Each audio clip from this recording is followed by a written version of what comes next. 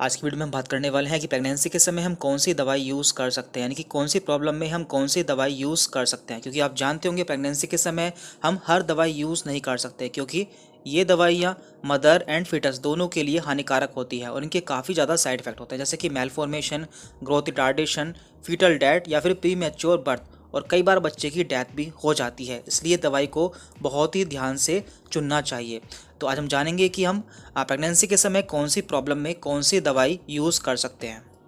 तो सबसे पहले हम बात कर रहे हैं एनाल्जेसिक यानी कि पेन किलर।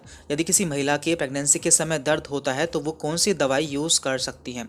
तो इसके लिए सबसे सेफ मेडिसिन है पैरासीटामोल, जिसे कि हम PCM भी कहते हैं, और इसे महिलाएं प्रेगनेंसी के समय यूज़ कर सकती हैं। देन इसके बाद है एंटी एमेटिक्स, यानी कि उल्टी या फिर वोमिटिंग के लिए प्रेगनेंसी के समय कौन सी दवाई यूज़ की जा सकती है जो कि सेफ़ रहती है। तो यहाँ पर पहली है ओंडेनसेट्रॉन, डॉक्सिलामीन एंड डाइमैन हाइड्रेनेट। तो ये तीनों दवाई प्रेगनेंसी के समय उल्टी के लिए दी जा सकती हैं जो कि सेफ़ रहती हैं।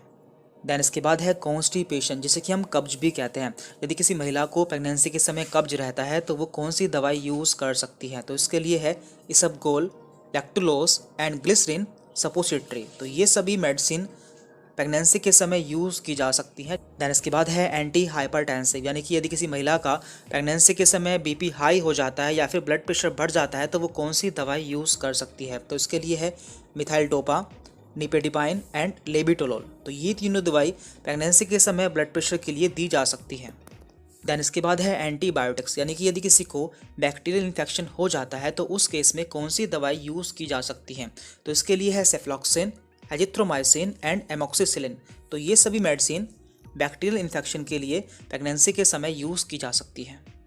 अब हम बात करते हैं एंटी एलर्जिक, यानी कि यदि किसी को एलर्जी हो जाती है या फिर उसे छींकें आती है तो उस कंडीशन में हम कौन सी मेडिसिन यूज़ कर सकते हैं जो कि प्रेगनेंसी के समय सेफ़ रहती है।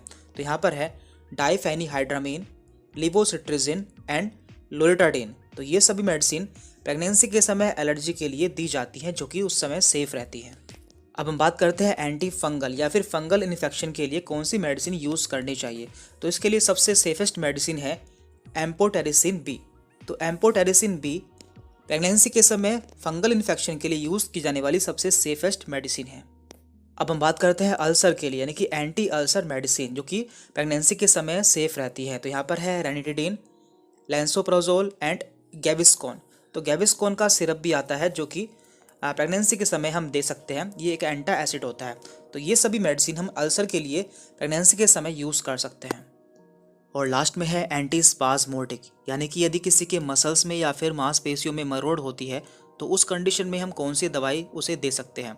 तो इसके लिए है ड्रोटावेरिन एंड फ्लोरोग्यूसिनोल। तो ये दोनों दवाई प्रेगनेंसी के समय स्पाज्मोटिक पेन के लिए सेफ़ रहती है। तो ये सभी दवाई आप प्रेगनेंसी में यूज़ कर सकते हैं।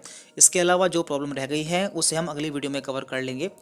तो आज की वीडियो में इतना ही था। यदि आपको डाउट रहता है तो आप हमसे कमेंट करके पूछ सकते हैं। Thank you very much.